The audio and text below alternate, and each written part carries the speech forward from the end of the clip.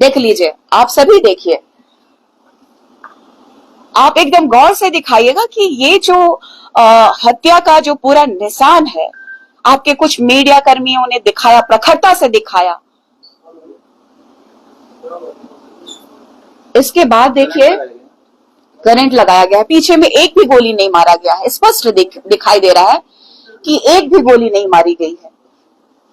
कोई भी अगर भागता है तो पीछे से गोली मारा जाता है या फिर कोई वार किया जाता है। आप देखिएगा, पूरी तरीके से देखिए किस तरीके से उनके शरीर पे घाव का निशान है, लेकिन गोली का निशान नहीं है। तो इससे स्पष्ट पता चलता है कि प्रशासन पदाधिकारी आज के डेट में सबसे बड़े क्रिमिनल यही है।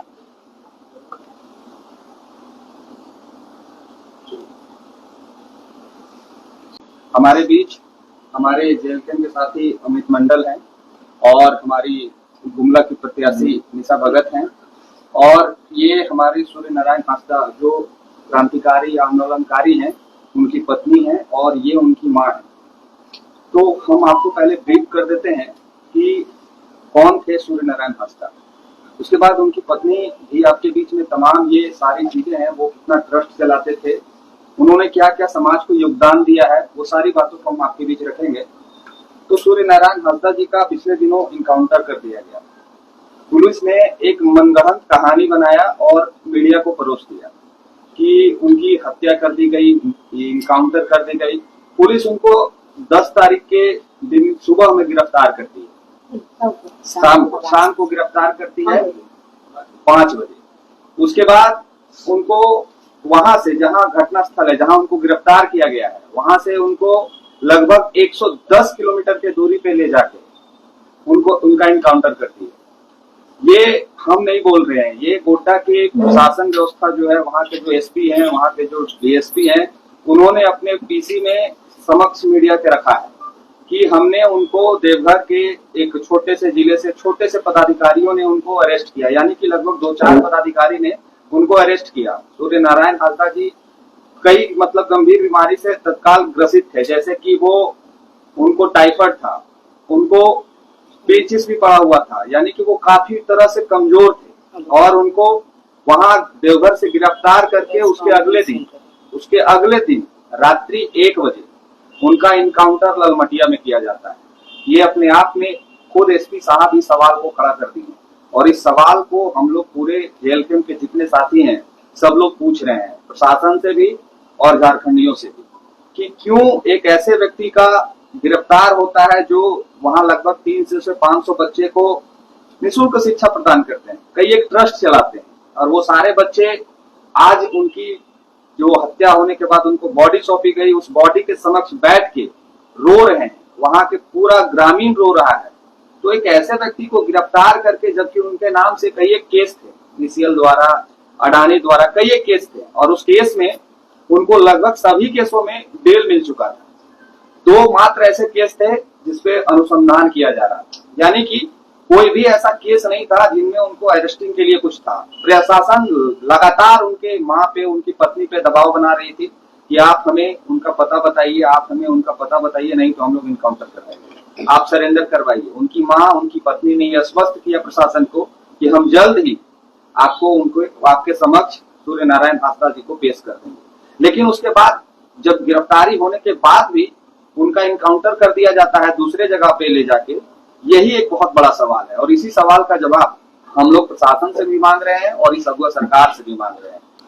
आज इस दुख के विषय में, चूंकि पूरा झारखंड जो है, जो 5th शेड्यूल के तहत जो झारखंड आता है, लगातार संघर्ष कर रहा है, चाहे झारखंड अलग होने के बाद या उससे पहले ही।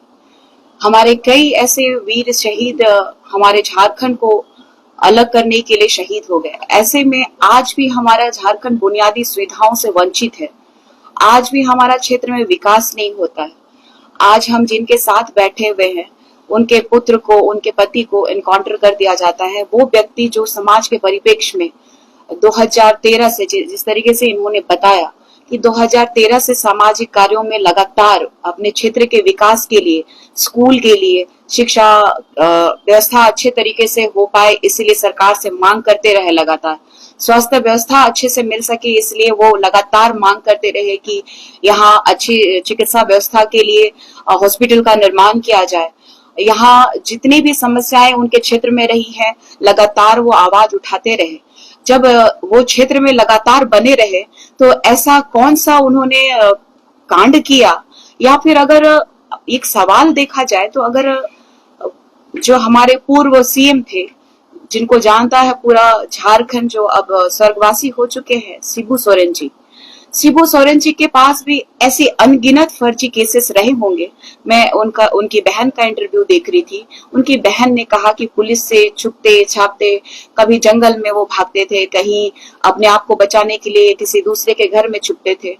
तो हर एक ऐसा क्रांतिकारी और आंदोलनकारी हमारे झारखंड के परिप्रेक्ष्य में कई ऐसे लोग उभरे हैं जो अपने हक और अधिकार की मांग को लगातार लड़ते रहे हैं और उनके ऊपर फर्जी केसेस लगातार होते रहे हैं।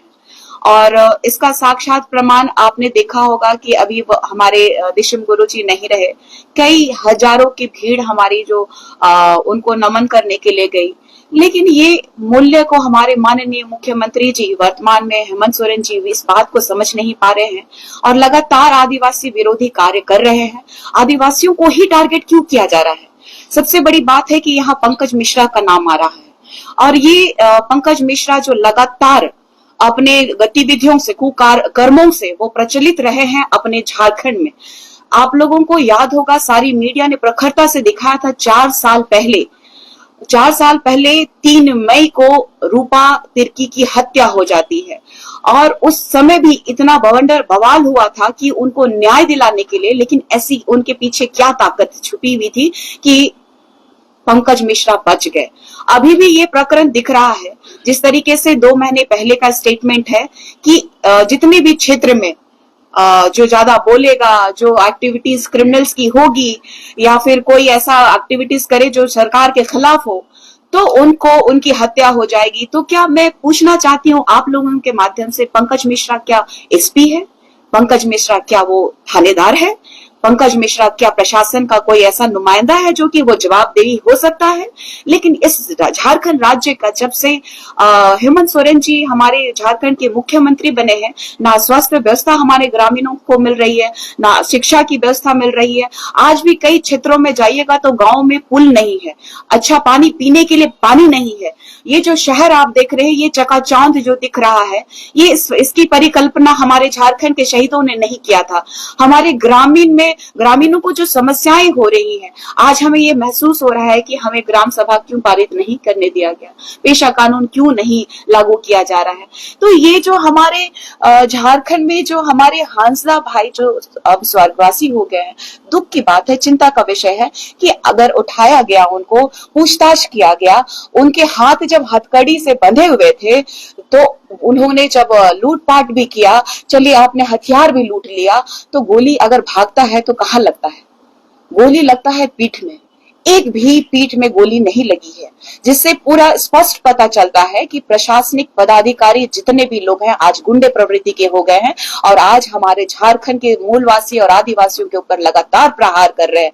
आज हमारा आदिवासी और मूलवासी जल जंगल जमीन और बुनियादी सुविधाओं के लिए लड़ रहा है, उसी तरह से हमारे हांसदा भाई भी लगातार अपने क्षेत्र के लिए लड़े। क्या हेमंत सोरेन जी उन 200-300 बच्चों को क्या गोद लेंगे? क्या हेमंत सोरेन जी उनकी जिम्मेदारी लेंगे?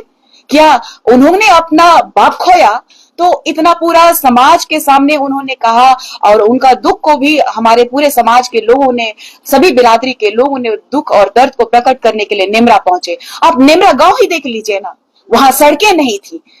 इतने टर्म से वो मुख्यमंत्री रहे, उनके पिताजी रहे, झारखंड आंदोलनकारी रहे, लेकिन वहां की सड़कें नहीं है। उनके जाने के बाद आज हेलीकॉप्टर वहां उतर रहा है, हेलीपैड बनाया जा रहा है। ये दुर्भाग्य का विषय है। पूरे देश को जानना चाहिए कि ये 5th शेड्यूल के तहत आने वाला ये जो राज्य है, हमारे झारखंडियों को जो शोषित और वंचित बनाया जा रहा है, तो यही सरकार है, यही अबुआ सरकार है, यही बबुआ सरकार है, यही हेमंत सोरेन की सरकार है, जो कि सिर्फ बाहरियों का यहाँ पे रुतबा है, यहाँ बाहरियों का दबदबा है। चाहे वो प्रशासनिक पदाधिकारियों की बात की जाए, चाहे यहाँ कोयले व्यापारी की बात की जाए, चाहे यहाँ के इतने अंडरवर्ल्ड डॉन सब यहाँ पे दिखाई दे रहे हैं। आपको यहाँ पे ऐसे माफियाज दिखाई दे रहे हैं जैसे एनकाउंटर किया गया था अमन साहू जी का। ऐसे कई बाहरी लोग जो यहाँ पे तांडव मचाए हुए हैं, अपने जान का यहाँ पे लोगों को लाला पड़ा हुआ है, यहाँ के लोग त्रस्त हैं, उनको एनकाउंटर ना करके यहाँ के जिनविन मुद्दों के पे जो बात करने वाले लोग हैं, चाहे अगला टारगेट हो सकता है कि मैं हूं, अगला टारगेट हो सकता है कि हमारे भाई हो, जो लोग भी समस्या को उजागर कर रहे हैं, जो भी हक अधिकार की बात कर रहे हैं, लगातार हेमंत सोरेन जी के गुंडों के द्वारा, ये प्रशासनिक गुंडों के द्वारा उनको दबाया जा रहा है, फर्जी केसेस किया जा रहा है, फर्जी एनकाउंटर किया जा रहा है। और ये दुर्भाग्य का विषय है कि हमारे झारखंडी भाइयों को और बहनों को, हमारे लोगों को डराया भी जा रहा है कि जो भी आवाज उठाएगा उसकी यही दुर्गति होगी। तो मैं आप लोगों के माध्यम से सभी झारखंड वासियों को, चाहे वो आदिवासी हो चाहे मूलवासी हो, सबको ये कहना चाहती हूँ, एक उलगुलान कीजिए, क्योंकि हमारा एक ही विधायक है, 81 में एक भारी है, टाइगर जयराम महतो जी। माननीय विधायक जी का ये जो पहल है एक सराहनीय है और झारखंड के परिप्रेक्ष्य में एक नया उलगुलान लेके आएगा। और ऐसे ऐसे फर्जी इनकाउंटर कराने वाले और जो हत्यारे हैं, जिसको कहा जाए कि ये हत्या जो हुई है, ये एनकाउंटर नहीं, ये हत्या हुई है, हत्या करने के बाद इन लोगों ने एनकाउंटर शो किया है। अगर नहीं होता हत्या तो उनके शरीर पे जला हुआ निशान नहीं होता। या तो सामने देख लीजिए चाहे पीछे में देख लीजिए, मुझे लगता है मुझे दिखाना चाहिए आप लोगों को किस तरीके से उनको बुरी तरीके से जला दिया गया। मुझे लगता है कि जांच होगी सही से तो इनकी हत्या हुई है, उसके बाद ही इन लोगों ने एनकाउंटर, फर्जी एनकाउंटर किया है। अगर एनकाउंटर करना होता तो 2013 से समाज सेवी रहे हैं, क्यों नहीं मामला उठाया गया? जब 2 केसेस ही बच गए थे, अनुसंधान में चल रहा था, तो ऐसी क्या मजबूरी पड़ गई? पंकज मिश्रा को क्या ऐसा दर्द पड़ा हुआ था कि उनकी हत्या कराने पे उतर गए? और ये जो देख लीजिए, आप सभी देखिए,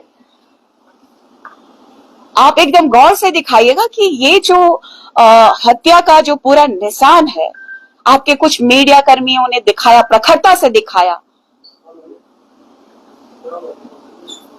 इसके बाद देखिए करंट लगाया गया है, पीछे में एक भी गोली नहीं मारा गया है, स्पष्ट दिखाई दे रहा है कि एक भी गोली नहीं मारी गई है।